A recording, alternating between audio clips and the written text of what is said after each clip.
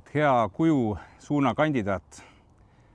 Ma kutsun sind kuju suunda, et esmalt saada aru paremini iseendast. Et sa saaksid aru, mis radu sa tahad enda sisse käia, kuhu need rajad võiksid nagu välja viia, mida sa nendel radadel vajad. Ja meil koolis on 4 suunda, aga kuju suund, nagu see sõnagi ütleb, kuju ja disain, algab siis ka enese kuju loomisest. Ehk siis kõigepealt me peame aru saama, kes me ise oleme, mida meie teeme siin maailmas. Ja siis, kui me oleme endas loonud selguse ja harmoonia, me saame seda pakkuda ka teistele, sest maailm muutub pidevalt ja muutuvad ka võib-olla need vajadused, mis maailmal on. Ja ütleme, disainerina me peame oskama luua uusi seoseid, märgata uusi võimalusi ja nii-öelda kavalalt punuma nagu võrku nende võimaluste vahele, et neid ühendada.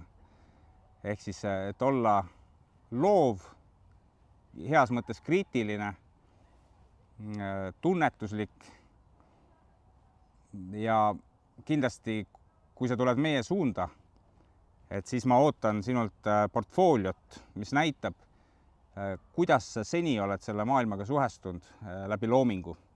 Et ei pea olema see ainult joonistused, maalid, fotograafia, et seal võivad olla ka erinevad loomingulised jäädvustused, mis sul on olemas. Aga pane see portfoolio kuidagi kokku, tule näita, kes sina oled ja miks sina meie kooli tahad tulla. Ja mina muidugi soovitan ikkagi kuju ja disaini suunda, kunsti suunda. Püha Johannese kooli kuju ja disaini suunas te õpite tundma erinevaid materjale, te õpite tundma typograafiat, me tegeleme kujuga kui sellisega jällegi, kujunditega, kujundliku mõtlemisega, joonistame, maalime, me tegeleme ka fotograafiaga ja tegeleme ka näiteks kalligraafiaga, kirjakujuga. Me üritame anda sellise üldise arusaama, kuidas siis visuaalne maailm toimib, mis on see alusstruktuur seal taga. Ja kokkuvõttes see ei ole läbi ja lõhki ju kunstikool, see on tavakool.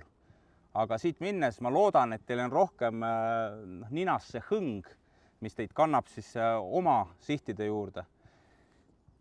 Et tere tulemast Püha Johannese kooli kuju ja disaini suunda. Tänulikkuse elu muutev maagiline jõud.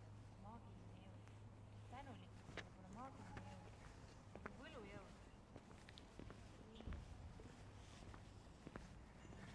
Et omavahel öeldes meie kunstisuund on natuke nagu selline koht, kus ongi selline nagu võlukool, sest kunstnikuna sa oled sunnitud looma maailma, mida tingimata ei ole olemas.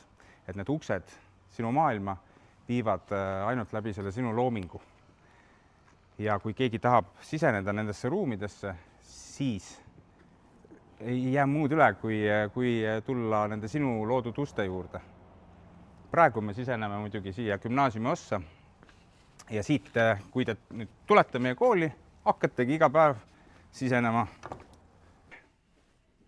Et nüüd oleme õuest puude juurest jõudnud siia tuppa riidepuude juurde ja lugesin kokku, neid praegu on siin täpselt 16, nii et umbes nii palju saab ka teid olema seal kuju ja disaini 10. klassis ja need puud ootavad teid.